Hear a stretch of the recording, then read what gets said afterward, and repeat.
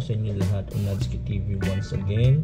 Another day, another vlog, and right now of course meron na naman tayong ipapakita at i-review na item for our Kimco Like 125 Italia. Yan. So ano ba tong kaperasong bakal na to? So ikaw ba yung Kimco Like Italia user na nag-upgrade ng LED light? So kapag nag-upgrade ka ng LED light, medyo pansin mo ba na hindi masyadong buo yung bato ng ilaw niya, or sa tingin mo medyo kalat siya, ganyan. And of course, gusto mo ba na medyo maging aesthetically pleasing din yung light, na maging more on classic look?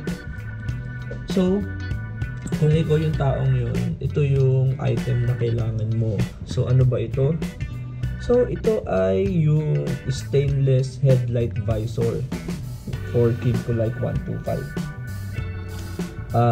In-order ko to kay Boss Ian ng The Fex Garage. So shoutout sa iyo, sir.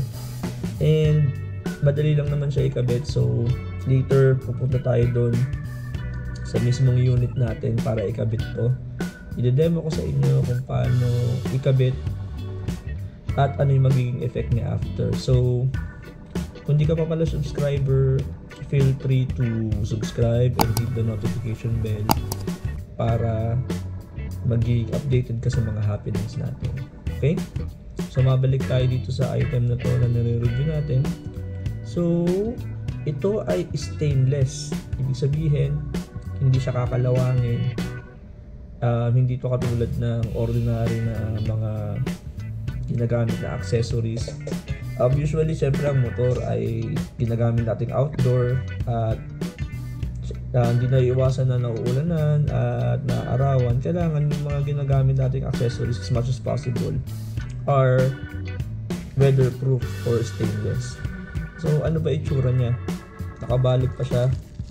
Pinalalamon ko lang to, actually kakarating lang. So bubuksan na natin. Wala akong holder na ating GoPro, kaya isang kamay lang natin. Buksan ko na rin, balikan ko kayo. Ayan, so ito yung itsura, or yan. Ito ang itsura nung ating headlight visor. So just to be sure, para di kayo magkamali, magkaiba po ang sukat ng visor ng Kimco Like 125 sa 150. So kung order kayo, please specify kung ano yung kailangan ninyo. Baka magkamali kayo, mahahassle kayo. Okay? And paano ba siya kinakabit? Napakadali lang. So meron siyang 3M tape na heavy duty. Ito yung all weather, I guess. Yung mga ginagamit din sa tawag dito, sa rain guard, sa mud, rain guard ba yun ng kotse. And heavy duty yung medyo kaya niya mag-hold ng mabigat, kasi mabigat din to, may kabigatan. And syempre baka malaglag sa daan. So kung peke yung gagamitin nyo, mahahassle kayo. So later ikakabit natin siya, but make sure na yung pagkakabitan nyo, una, ipupunasan nyo muna para free siya sa alikabok or sa unwanted dirt, kasi makaka-apekto yon sa pagkabit nito. Kasi syempre pag hindi malinis yung pagkakabitan, may tendency na matatanggal to. So, para hindi kayo mahirapan.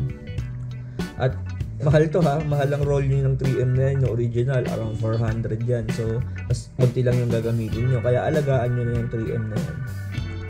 And later kapag babiyahe tayo, check rin natin yung effect niya, yung bato ng ilaw niya after. Later demo natin lahat yan, from installation hanggang sa pagbato ng ilaw pag nakabukas siya. And of course yung look na rin niya, or yung itsura niya kapag nakakabit na. So yun lang muna yung mga sasabihin natin ngayon. Later pag after ng video nito, doon na tayo sa exciting part. Okay? So alis muna ako. And babalik tayo in 3, 2, 1. Ayan, so magandang lalaki ako sa inyong lahat. Onadski TV nagbabalik. So nakabit na natin siya. Yan ang itsura niya guys. Hindi ko na nilagay yung process ng pagkabit kasi napakasimple lang naman, ididikit mo lang, no? So ganyan yung lapat niya. So make sure lang na pantay yung pagkakalagay nyo para maganda tignan. So ito, kasi syempre yung 3M na kasama niya, tatanggalin mo yun, mapapagastos ka. So dapat sakto yung lagay mo.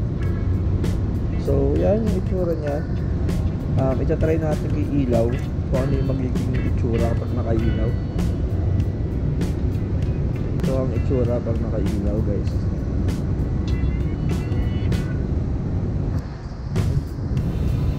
So yan na. Makikita pa natin yung effect ngayon pag gabi. So sa ngayon syempre di natin kita, pero yan na. So later papakita ko sa inyo kapag nagbiyahe tayo ng gabi kung ano itsura niya. Okay, magandang lalaki ako sa inyo lahat. Onadski TV once again. And right now, gabi na. At pauwi ako ng bahay, traffic. So I think this is the perfect time for us to test yung headlight visor. So as you can see, ito siya ngayon, nakakabit na siya. So aesthetically pleasing siya tignan. Parang actually hindi parang, talagang tumagdab yung classic look niya sa motor. Ang old school na talaga. Kasi yun, ano siya, diba? Stainless, parang chrome. So classy tignan. Anyway, nandito pala tayo sa ano, no? Actually, bandang Pamalintana to. Kasalukuyan natin binabagtas yung Marcos Highway. And may dadaanan ako dito sa may service road na may kadiliman. So later, try natin doon kung ano yung itsura nitong headlight visor. Or nakatulong ba siya sa visibility ng headlight.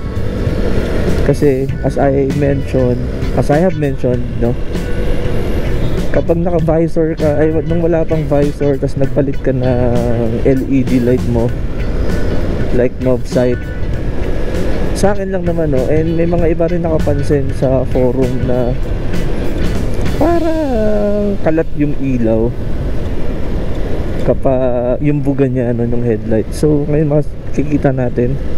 So I hope it's visible in your cameras in your phones right now. So if you can see ito, medyo yan, ito na yung madilim na part. Bagalan natin para tayo kasabay. So yan, may shape na yung ilaw natin. Hindi na siya kalat. And ang feedback kasi ng iba, ano raw yung kanila, nakakasila raw ang kasalubong. Though I guess subjective yun kasi baka mali lang yung pag-adjust ng headlight. Kasi may adjustment yung headlight ng Kimco Light sa ilalim. May screw doon. So all you need to do is to adjust the screw below to check kung mataas ba or mababa yung headlight mo. So ito siya, itsura niya, oh. May direction na yung ilaw, hindi na siya sabog. Ito itsura niya kapag may MDL. Yan. Pag wala, yan. So I guess effective siya for me, no, kasi nakatulong. Hindi lang siya forma, no, may purpose siya. So as I have mentioned naman sa mga previous vlogs ko, as much as possible, the one that I'm using for upgrades are not only aesthetic, no, so performance din, you know. Ito yung itsura ng ilaw niya. Ito pag walang ilaw, ito pag may ilaw, ito pag may MDL. Ayan. So buti nakadaan tayo dito, na demo ko sa inyo.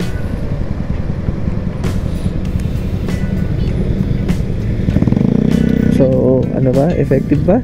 Sa akin, oo, na-serve niya yung purpose niya. And masasabi ko na sulit yung upgrade. Kasi hindi lang siya eye candy. may purpose pa kasi nga stainless, so nagre-reflect doon sa headlight natin. So I guess this is the end of my vlog. So kung hindi ka pa subscribers, this is the perfect time for you to subscribe and hit the notification bell para lagi kang updated sa mga happenings ng Onatsuki TV. So I guess yun lang. So thank you very much for watching and bye bye.